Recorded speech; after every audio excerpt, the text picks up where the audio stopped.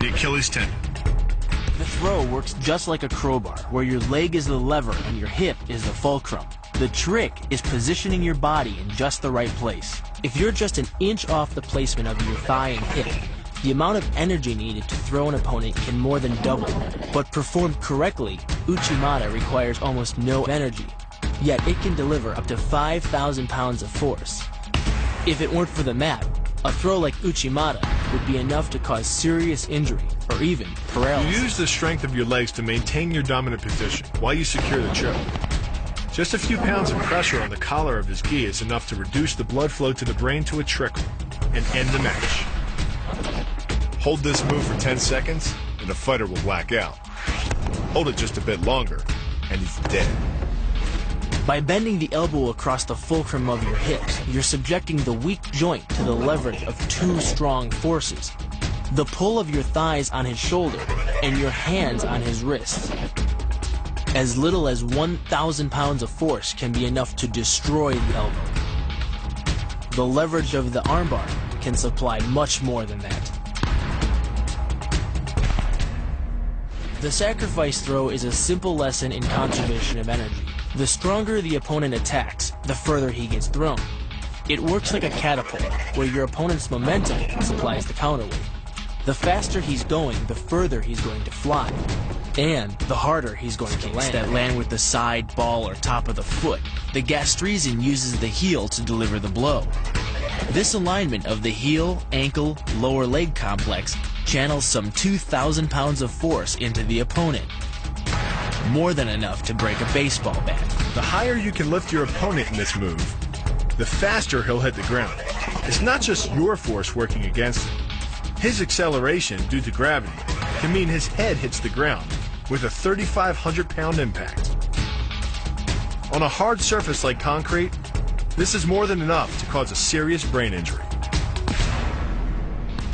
First, the opponent's arm works as a lever to optimize your control. Second, your own back serves as a pivot point for the throw. The strength and stability of your back allows you to throw a much heavier opponent than in a move that requires you to lift him. This move uses your opponent's arm as a lever working against him. The greater the torque on his shoulder, the greater the pain inflicted. And exceeding the joint's normal range of motion causes more than just pain. The soft tissue, muscles, and the bone can all be seriously damaged by this pressure. The goal of this lock is to stretch the tendons at the top of the foot to the breaking point. The strongest tendons have a tensile force threshold of just over 400 pounds. Applying any more pressure than that can tear the tendons from their base or snap them in two. Because you don't have time to cock your arm in a surprise attack, bursting's effectiveness doesn't come from the rotational power of the torso. Instead, it's driven by the legs, which hurl you forward into your opponent. Both the block and the strike land with 300 pounds of force, more than enough to collapse the windpipe or fracture the delicate bones of the face. Doing the 360 defense requires you keep your body in motion at all times, using your arms to defend different angles of attack. The key is keeping your arms at an oblique angle with your hands open and straight so that you don't take any blows straight on. Each is deflected down the angle of your forearm, which reduces its impact. Your opponent is relying on his grip strength and outstretched arms to maintain the choke. The strength of your back and shoulder muscles is greater than the applied force of your opponent's hold, so it doesn't take much to break his grip.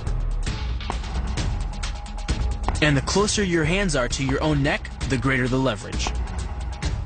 The disarm is basically a judo wrist lock and uses many of the same principles. By pulling your attacker forward as you turn, he loses his balance, giving you control of his wrist. The barrel of the gun then becomes a lever, allowing you to take the gun. Because you are using the muscles of your torso, which can deliver up to 10 times more force than the muscles of the wrist, the disarm works against an opponent who is much stronger than you. Actually, an elbow strike from another martial art, Muay Thai. But because the metal doesn't deform on impact, like human bone, every ounce of power is channeled directly into your opponent's face. With the twisting motion of the torso generating the force, and the stiff metal of the M16 providing the impact. It's enough to shatter a cheekbone or break a jaw. The combined momentum of your forward step, the twist of your torso, and the swing of the rifle, the butt stroke can strike your opponent at over 18 miles per hour, carrying well over 550 pounds of force. That's enough to drive a 16-penny nail through nearly 2 inches of pressure-treated wood. Add a follow-up slash and thrust with a bayonet, and the butt stroke becomes a real killer. But the real damage from the knee bar doesn't come from gravity. It comes from leverage. Once the knee is locked, your hips act like a fulcrum, and his leg acts like a lever, multiplying any force you apply. So even though the ligaments and tendons around the knee can sustain 1,700 newtons of force, the knee bar can load a lot more than that, enough to completely destroy the joint. Pushes his opponent at a location above the center of mass, while using his sweeping leg to create a tripping point, which is below his opponent's center of mass. Once the loss of stability has occurred, gravity does the work, and the damage. On the ground and on his back, your opponent is now vulnerable to any number of finishing strikes.